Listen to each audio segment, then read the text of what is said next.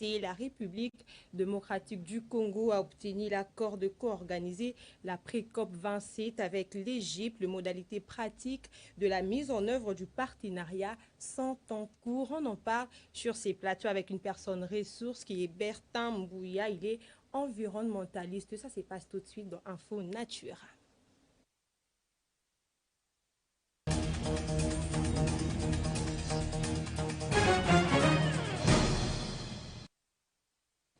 Bertin Mbouya, environnementaliste de son état, bonjour et bienvenue sur ces plateaux.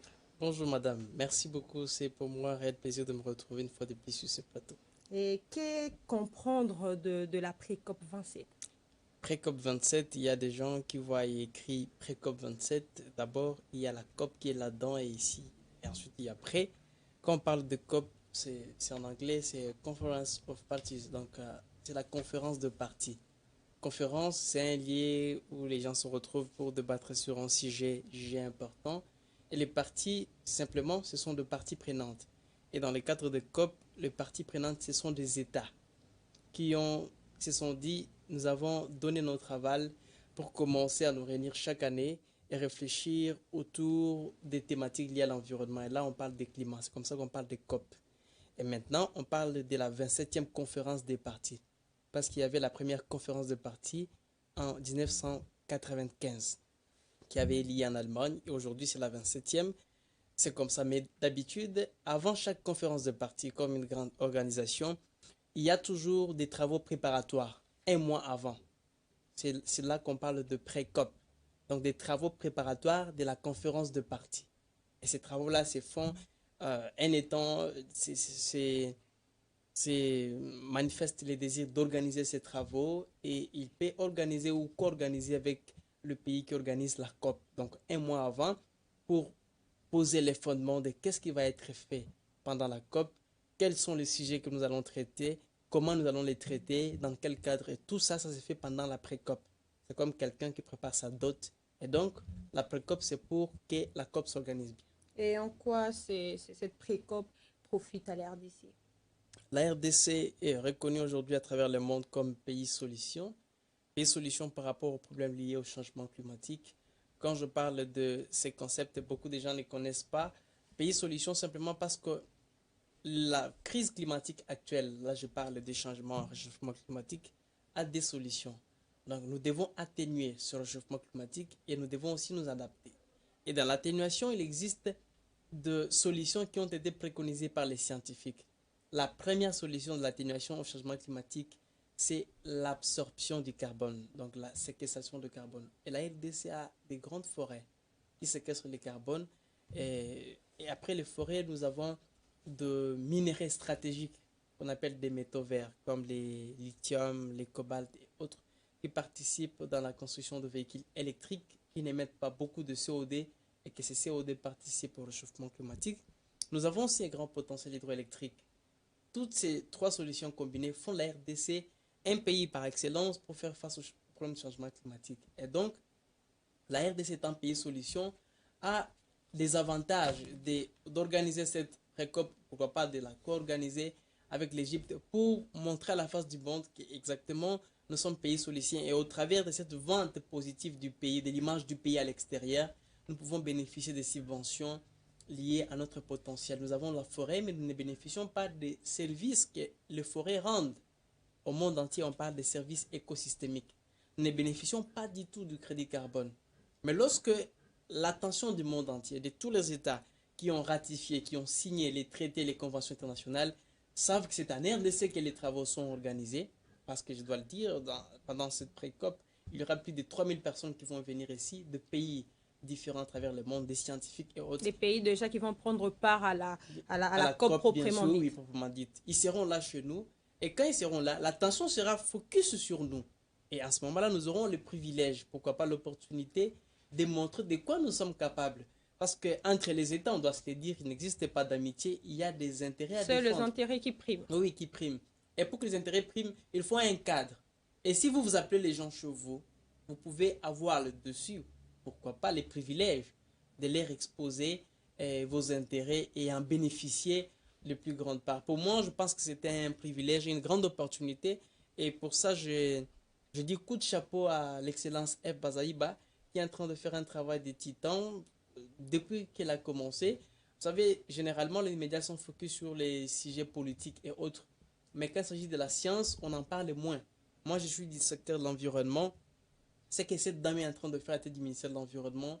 Elle est en train de faire un grand travail. Je crois que son prédécesseur n'aura pas, en fait, pas n'aura pas beaucoup de travail, mais va trouver déjà un fondement posé scientifiquement sur base duquel le pays peut gagner des milliards les jours qui viennent. Pour On peut moi, dire qu'elle a ressuscité le ministère de l'Environnement. non, c'est vraiment une, bon, résurrection, c'est trop, mais elle fait sa part de responsabilité en tant que compatriote, en tant que citoyenne, et elle est vraiment félicitée. Donc, ces travaux vont vendre la RDC, vont vendre la vision de RDC Pays Solutions, en tant que d'abord, selon d'abord elle, quand on parle de RDC Pays Solutions, on sous-entend d'un pays qui est conscient des enjeux du climat et conscient de la partition de ses ressources par rapport à ces enjeux.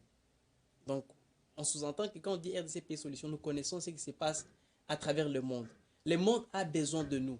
Donc, comme le monde a besoin de nous, le monde nous doit aussi ce que nous est dit pour que nous soyons le poumon du monde. Et d'aider, la deuxième vision de F. Bazaïba, quand on parle de pays solutions, sous-entend que euh, il faut améliorer la gouvernance de ressources naturelles. Vous savez, nous sommes dans un pays où des personnes, des individus se permettent d'octroyer même des concessions forestières à des tierces sans qu'un franc n'entre dans les caisses de l'État. C'est un manque à gagner pour le C'est un manque à gouvernement. gagner pour les gouvernements. On ne sait même pas ces concessions, on en fait quoi. D'autant plus que l'argent de l'octroi de ces concessions n'a pas été enregistré dans la caisse de l'État. Et quand elle dit que dans la vision RDC Pays Solutions, c'est redorer la gouvernance des ressources naturelles, pour moi, je suis d'accord. Et c'est du patriotisme. Je crois que si c'est fait, ça va nous bénéficier. Et la troisième vision de F. Bazaï Balança, je viens de le parler, c'est la promotion de la compensation de ce qui nous est dit en termes de potentiel de ressources naturelles que nous avons face aux problèmes liés au climat. Donc, RDC Pays Solutions, c'est une vision. Et pour la vendre, il faut un cadre. Et ce cadre, c'est pendant les travaux de Précop. Je crois que ça en vaut la peine. Et Bertin Bouya, la RDC apporte une contribution essentielle à la question du réchauffement climatique. La question est de savoir, est-ce que ces pays, principalement pollueurs, soutiennent financièrement la RDC à protéger son espace vert? Je viens de le parler au début, entre les États, il n'existe pas d'amitié, il y a des intérêts à défendre. Je ne peux pas dire non, parce que beaucoup d'actions aujourd'hui de conservation que nous avons, des aires protégées, de parcs nationaux, et même les projets de réduction des émissions liées à la déforestation et à la dégradation, de RED et de REDPIS, ce sont des financements extérieurs. Il existe même des fonds verts qui sont mis en place pour soutenir les États conservateurs comme nous. Mais je dois l'avouer, les financements n'est pas égal à notre potentiel à protéger les forêts, à notre potentiel à garder ce puits de carbone qui fait respirer le monde entier. Donc, il existe un financement, mais qui, de manière comparative à ce que nous devrions normalement bénéficier de la non-exploitation de ces ressources, est en dessous de la moyenne. C'est pour ça que les plaidoyers évoluent. J'ai beaucoup aimé ce que l'excellence, parce qu'il y a des réunions de préparation, parfois je participe en tant que société civile. Elle a dit, la protection de l'environnement, c'est comme les droits humains. Ce n'est pas parce qu'ailleurs qu'on pollue que nous aussi, nous devons polluer. Au contraire, nous devons conserver nos ressources. Parce que d'abord, c'est pour nous. Le fait qu'on ne coupe pas notre forêt, le fait qu'on ne détruise pas nos écosystèmes, ça ne signifie pas qu'on a peur des Occidentaux, on a peur des pollueurs. D'abord, c'est pour nous, c'est d'abord notre forêt, et partie d'abord pour notre équilibre, nous-mêmes, les Congolais. Donc, c'est à nous de le faire, mais tout en prêchant par l'exemple. Mais sachant que nous sommes dans un monde où tout est lié à tout, où si nous coupons notre forêt, le climat de l'Allemagne, des États-Unis va être perturbé, que ceux qui polluent doivent reconnaître ces droits et nous subventionner. C'est ça les combats, et les combats, il est noble. Je crois que avec la vision de F. Bazaïba et les actions entreprises par nous, les ONG, donc la société civile environnementale, pourquoi pas la communauté scientifique des environnementalistes, nous allons aboutir au bon port. Pour moi, et pour d'ailleurs tant d'autres qui me suivent en ces instants, l'objectif est un jour que notre pays commence à recevoir les crédits carbone, donc l'argent proportionnel à notre capacité à absorber les CO2, qui est un des principaux gaz responsables du phénomène de changement climatique actuellement. Et ça, c'est un combat de tous. C'est ce que prône F. Bazaïba. Et je crois qu'elle est sur la bonne voie. Et où en sommes-nous avec la collecte d'au moins 1,5 milliard de dollars américains entre 2021 et 2025 par l'Allemagne, la France et la Belgique, si on ne peut citer que ces pays lors de la COP26? Je n'ai pas trop d'informations sur ça. Pas trop d'informations Pas sur, trop. sur la question. Et la République démocratique du Congo a aussi signé un accord à Glasgow lors de la COP26, comme on vient de le dire, avec l'initiative par la forêt de l'Afrique centrale pour un financement de 500 millions de dollars américains pour une période élargie en 5 ans. Est-ce suffisant? Pas suffisant. Pas du tout suffisant. Ce n'est même pas, je peux dire, je peux me permettre de dire, ce n'est même pas à la cheville de notre pays. Quand on dit poumon du monde, parfois on doit peser les mots, on va les dire. Et c'est ça la vérité. Nous étions au début deuxième poumon du monde après l'Amazonie, mais après les recherches scientifiques qui ont été faites, notamment dans la tour Afri à Yangambi, on a démontré que bien que notre superficie n'est pas égale à la superficie d'Amazonie, mais la capacité des forêts du bassin du Congo est grande en termes d'absorption du dioxyde de carbone et de libération de l'oxygène que les forêts amazoniennes. Donc nous sommes classés en première place en termes de poumons qui font à ce que le monde respire normalement aujourd'hui. Et cet argent-là, c'est dérisoire. C'est une honte pour, euh, pour la lutte de la protection de l'environnement et ça n'équivaut pas à notre capacité. Je crois que rien n'est tard. C'est pour ça que les actions doivent être entreprises, les plaidoyers doivent être menés et pourquoi pas des actions concrètes sur le terrain pour, s'il ne faut pas dire demander, pour imposer d'une certaine manière, parce que c'est nous qui avons ces poumons-là, la communauté internationale, pourquoi pas aux Nations Unies, pour reconnaître la RDC en sa juste valeur, parce que si nous ne protégeons pas cette forêt, c'est le monde entier qui va en croupir. Et par conséquent, par respect au service que nous nous rendons au monde entier, on nous doit aussi ce que nous est dit en termes de compensation, en termes de paiement pour services environnementaux, en termes de crédits carbone que je viens de citer, en termes de subventions équivalentes à notre potentiel à protéger les ressources du monde. Nous avons le patrimoine de l'UNESCO. Ailleurs, quand on parle du patrimoine de l'UNESCO, on voit parfois certains aspects culturels. Dernièrement, on venait de reconnaître la rumba congolaise comme un patrimoine de l'UNESCO. Ça, c'est aussi bien. Il y a des statuts qui sont reconnus à le monde comme patrimoine de l'UNESCO. Nous en avons. Mais nous avons de parcs entiers. Par exemple, le parc national de Virunga, un patrimoine de l'UNESCO. Nous avons beaucoup d'espaces verts dans lesquels, si on exploitait du pétrole, on exploitait l'or, les coltans, on exploitait d'autres minéraux, le pays se développerait. C'est peut-être l'utilisation qui pose problème. Ah bon, en fait, nous les protégeons, ce pas c'est un patrimoine de l'UNESCO, c'est parce que ça participe à l'équilibre du monde et par conséquent, où en retour, les Congolais meurent de faim et vivent avec une moyenne d'1 dollar par jour parmi les pays les plus pauvres au monde. C'est un paradoxe que nous ne pouvons pas accepter. Je crois que les temps a sonné que c'est plus comme avant où on serait dans le discours simplement.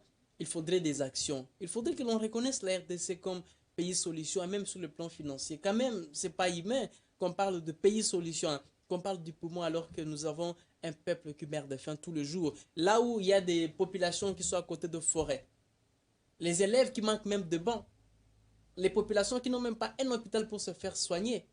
Et vous dites que le forêt soigne le monde entier.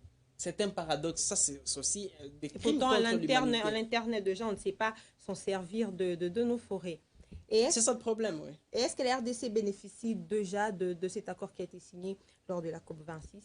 Le bénéfice, c'est partiel, oui, mais pas effectivement, parce que jusqu'alors, il y a quand même, je dois le reconnaître, certains plans des autorités, mais cela ne veut pas dire que parce que tout n'a pas été fait comme prévu, qu'il faut se lasser. Il faut continuer, parce que c'est un combat. Tout se base sur le fait que je viens d'introduire qu'entre les États, il n'existe pas de cadeau. Quand on dit que la RDC c'est un pays solution, c'est un combat.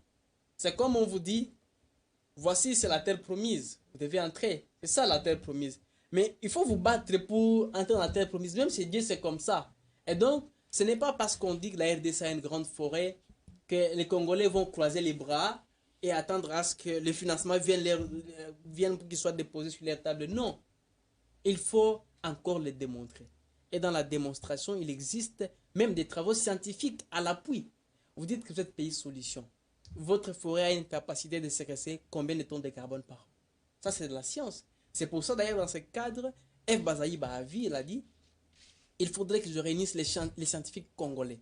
Je crois d'ici là, à Yangambi, il y aura un segment de scientifiques où tous les scientifiques qui travaillent dans le secteur de l'eau, de l'air, du sol, de la biodiversité vont se réunir. Les scientifiques congolais pour réfléchir autour des richesses que nous avons. Comment nous pouvons partir de la forêt ou de l'arbre vers les dollars? Combien vaut un arbre pour nous par rapport à notre contexte? Donc, la transformation de la valeur de richesse potentielle en de richesse réelle qu'on peut toucher. Comment notre minerai, nos minerais stratégiques qui vont participer à la transition écologique peuvent créer de l'emploi pour les Congolais? Comment les cobaltes peuvent être transformés, peuvent être purifiés, ici je dois l'appeler, je dois utiliser le terme purification. Comment on peut transformer nos minerais, l'or ici, en des objets qu'on peut vendre et que cela crée de l'emploi aux Congolais? Comment on peut résoudre les problèmes d'environnement, de la biodiversité, tout en créant de l'emploi chez les Congolais? Comment on peut créer l'équilibre? Ça, c'est un aspect scientifique et je crois qu'elle a tapé où il faut. Donc, rapprocher ces scientifiques qui, depuis longtemps, ont été négligés pour qu'ils soient autour de la table et que l'on réfléchisse sur comment la science peut participer à résoudre les problèmes environnementaux, mais aussi les problèmes sociaux, parce que l'environnement est lié au et social. c'est faisable que l'environnement rapporte beaucoup d'argent au pays? Bien sûr que oui, l'environnement, d'ailleurs, c'est un secteur très rentable. Tout ce qui est lié à l'environnement, en commençant par les déchets, jusqu'au problème de l'environnement, c'est de l'argent. Et ce n'est pas de l'argent comme un peu d'argent, ce sont de milliards, des milliards. Vous savez, notre pays a une grande capacité de séquestrer du carbone. La tonne de carbone, je crois aujourd'hui, si je ne m'abuse pas, c'est à 5 dollars l'an. Mais nous avons des millions et des millions de tonnes de carbone. Donc, s'il faut augmenter les prix de la tonne, parce que le président, je me souviens, lors de la COP26, les présidents, ils ont plaidé, et même avec les Canadiens, pour que la tonne de carbone quitte de 5 dollars et même à 100 dollars. Et si c'était le cas, on gagnerait des milliards et des milliards de dollars l'an. Et c'est un combat noble. Si c'est fait, c'est noble et aussi c'est prouvé. Parce que si nous ne bénéficions pas de cela, nous détruisons ces forêts coûte que coûte. Parce que personnellement, dans ma vision d'environnementaliste, j'aimais d'abord l'homme au centre des intérêts. C'est injuste qu'on laisse les forêts intactes et que les hommes meurent de faim. C'est injuste qu'on laisse les animaux dans la forêt, que les hommes meurent de faim. On doit les abattre. On va couper les forêts.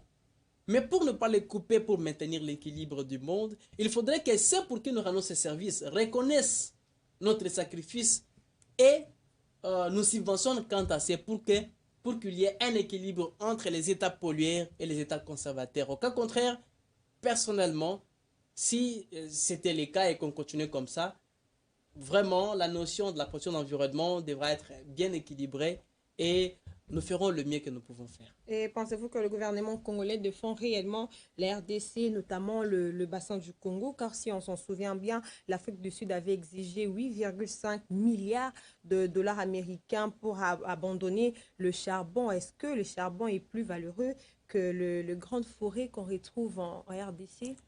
C'est une question économique complexe, madame. Vous ne pouvez pas demander. Vous savez, c'est complexe, je vais vous expliquer si vous me permettez. Vous avez la Un parole. Congolais adulte ne peut couper que pendant une année des hectares de forêt avec sa machette. Il n'a pas de tracteur. Donc, si vous lui laissez la forêt équatoriale, coupe seulement, on ne te donne rien. Il ne va rien faire parce qu'un Congolais adulte ne peut couper que 2 hectares l'an de forêt. Rien du tout. Donc, ça veut dire qu'on lui donne les subventions ou pas, il ne va rien faire avec sa forêt. Ça aussi, c'est ce qui est énervant. Au Brésil, on coupe des forêts, on fait l'agriculture. Et donc, en termes de négociation, quand on est face à un État qui utilise... Le problème, ce n'est pas l'importance des charbons. Les charbons, non. Le problème, c'est la peur de retombées des charbons. Les charbons, en les exploitant, on émet beaucoup de gaz à effet de serre, de CO2. C'est ce CO2-là qui est responsable des changements climatiques. Donc, si vous n'arrêtez pas celui qui émet beaucoup plus de CO2 en exploitant le charbon, pour accélérer le changement climatique, vous ne donnez pas ce qu'il doit avoir pour abandonner les charbons. Donc, c'est un problème dangereux. Ça veut dire que quand on met l'Afrique du Sud et la RDC, même si on ne lui donne rien, ne fera rien, mais vous donner à l'Afrique du Sud, qui est en train de nous menacer, au lieu de la RDC. C'est comme ça qu'on est comme ça. Je ne crois pas que c'est juste. Ce n'est pas parce que nous ne polluons pas que nous ne devons pas avoir des subventions. Mais c'est aussi une certaine politique.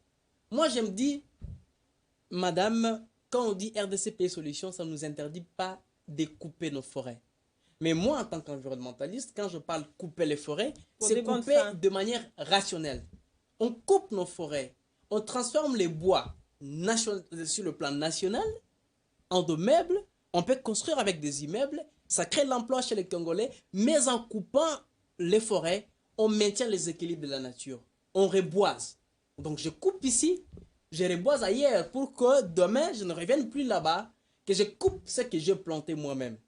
Ça, c'est une utilisation qu'on appelle l'utilisation rationnelle de ressources. Donc, tant qu'on restera comme ça, tant que nous resterons avec ces rythmes-là, où les secteurs agricoles, les pauvres, nous avons les terres arables qui ne sont même pas exploitées dans ce pays, alors que nous avons les potentiels d'avoir des tracteurs et autres pour développer le secteur de l'agriculture. Nous avons des forêts intactes. Nous ne faisons presque rien en termes de pollution. Donc, sur le plan stratégique de la politique interne pour faire pression à l'extérieur, de nous venir, de s'occuper de notre aspect, nous sommes faibles sur le plan diplomatique et même sur le plan politique interne en termes de comment on peut contraindre ces États-là de nous subventionner par rapport à ce qui nous est dit.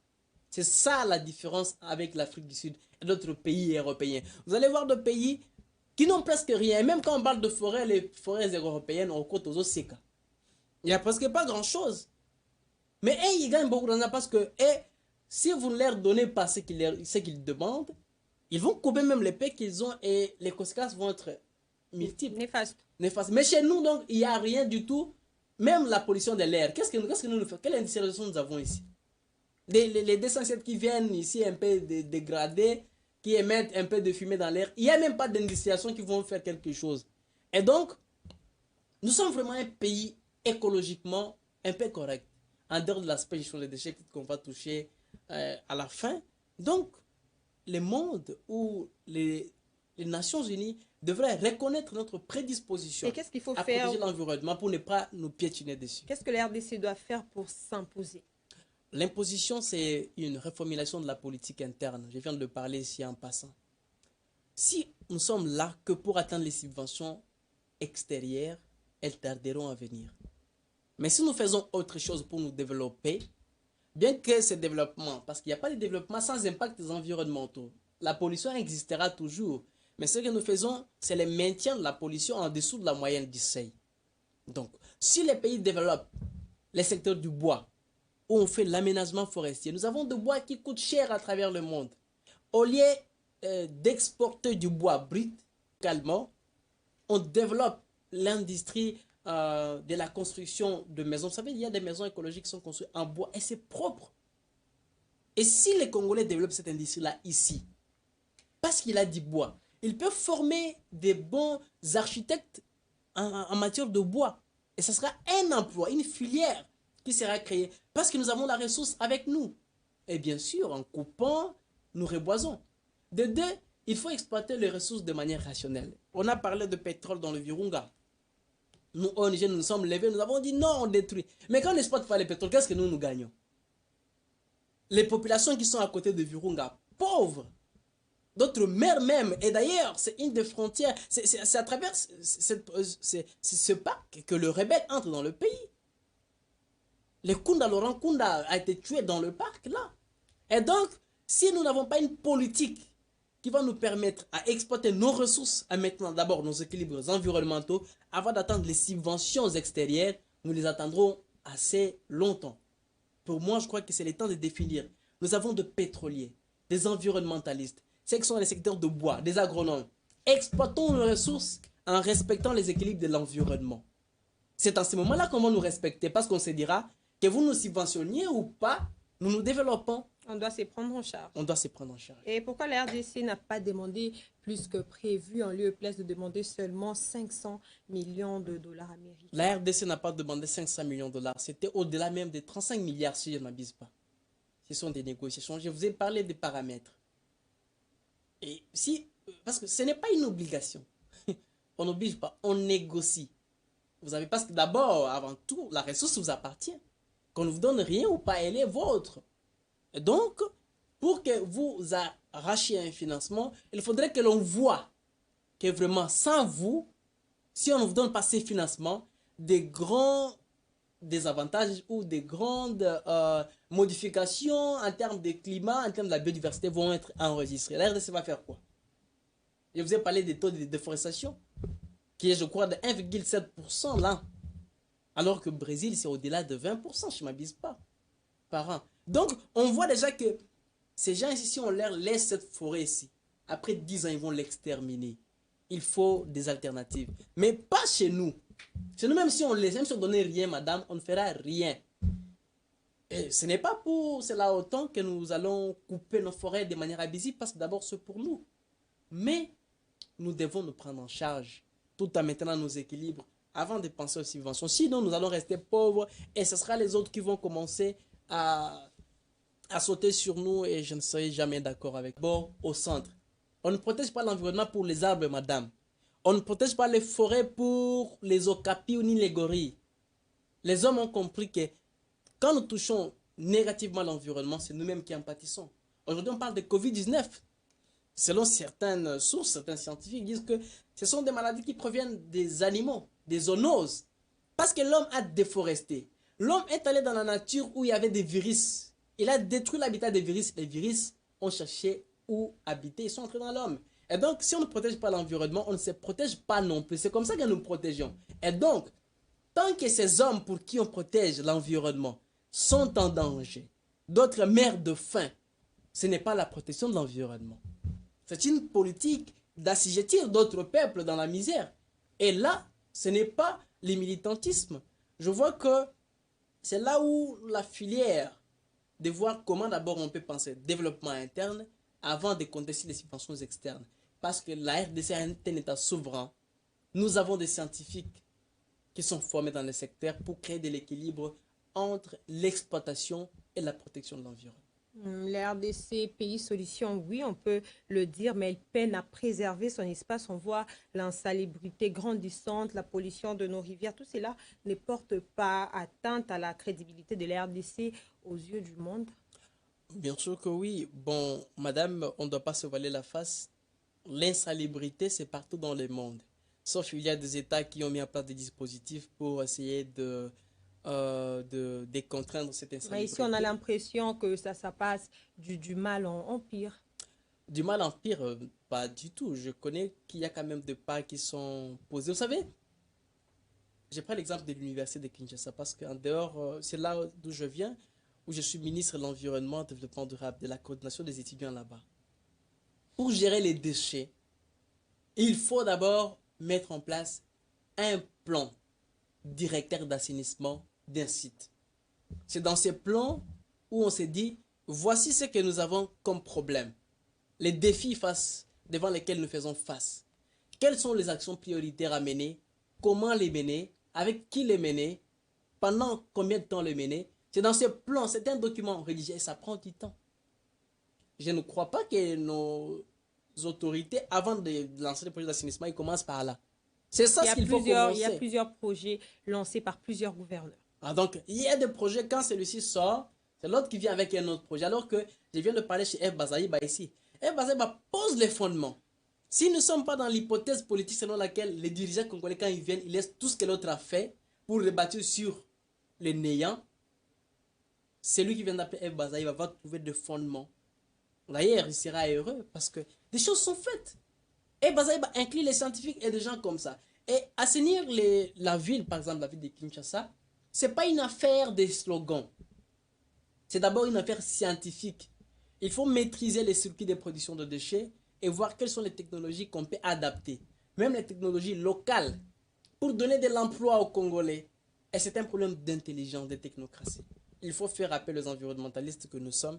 Et donc, j'ai beau parler sur ce sujet à la télé, je n'ai pas eu gain de cause. Le gouverneur m'entend peut-être, mais On espère que cette fois-ci, ce que vous dites sera pris en compte et on peut qui nous voir dans appelle, le nous avons jour. besoin de participer dans ça. Le pays, c'est pour nous tous. Quand il faut résoudre les problèmes du pays, on fait intervenir ceux qui travaillent dans le secteur. L'assainissement, ce n'est pas seulement nettoyer, c'est aussi éduquer. Et moi qui vous parle, je suis dans l'éducation gouvernementale depuis 2016. Je le fais avec des enfants dans les écoles, dans les universités. J'ai quand même, en tant que jeune, une petite expérience dans le secteur qui peut profiter même à l'État congolais. Mais nous sommes négligés. Généralement négligés. Je ne suis pas seul. Il y a des gens, des jeunes gens, il y a des personnes qui ont de bonnes initiatives qui, une fois que vous les appliquez, ces initiatives vont transformer les quotidiens, même dans les secteurs d'assainissement, mais négligés. Je ne sais pas pourquoi. Dans quelques coins de la capitale à Kinshasa, on remarque qu'il y a de ces personnes qui assainissent, qui balayent tout le jour, le matin et les soirs, les grandes artères de la ville-province de Kinshasa. Mais on sent que l'insalubrité bat toujours son plein. L'insalubrité bat son plein parce que le rythme de production de déchets est supérieur au rythme de recyclage ou de transformation. Le problème, c'est la gestion de ces déchets. La gestion de ces déchets, c'est un problème où il faut abattre des baselines. Il faut voir tu es en train de balayer, tu vas balayer quelle quantité? Quelle quantité est produite par jour pour que tu balayes cette quantité-là pour prétendre gérer les déchets? C'est un compte de chiffres. Ça n'a rien à voir avec les fanatismes, ça n'a rien à voir avec les chants, parce que les Congolais, on aime chanter. Ça n'a rien à voir avec le courage. C'est un problème scientifique qu'il faut commencer par là. Il existe des technologies aujourd'hui. Je crois que c'est sur ce plateau où j'ai dit qu'il existe des gens, madame la journaliste, qui travaillent dans le secteur depuis plus de 10 ans. Qu'est-ce qu'ils font? Ils prennent du plastique. Ils transforment ça en pavé qu'on peut utiliser pour mettre sur les avenues. Et les gens piétiner, les voitures passer. N'est-ce pas, c'est génial? Si vous prenez ces gens, 5, 10 de ces gens, vous augmentez leur capacité à transformer les déchets. C'est fini, c'est parti.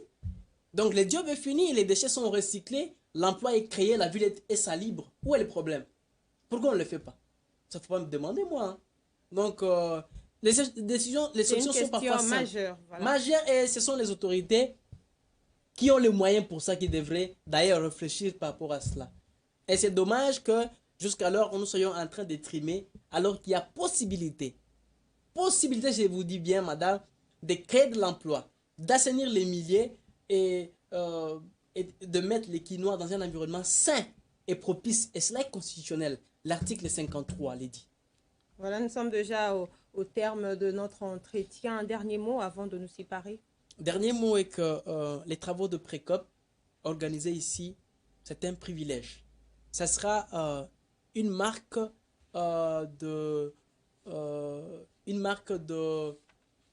des projecteurs braqués sur notre pays. Et nous allons nous en servir pour montrer à la face du monde comment la RDC joue un grand rôle dans la lutte contre le changement climatique. Et c'est aussi une occasion à travers laquelle nous allons faire voir à la face du monde que le pays qui vous fait respirer, le pays qui vous donne le minerai pour fabriquer les téléphones et autres, a une population pauvre, bien qu'il y en a qui connaissent. Ça sera un rappel. Et pour nous, nous pensons que à la fin de ces travaux de Précop, la RDC va avoir une autre dimension. L'image de notre pays va changer à la scène politique internationale, surtout sur le plan de la politique environnementale. Et les jours qui viennent, nous pensons vraiment, comme le pense F. Bazaïba, à la subvention de notre pays conformément à ses potentiels liés aux ressources naturelles.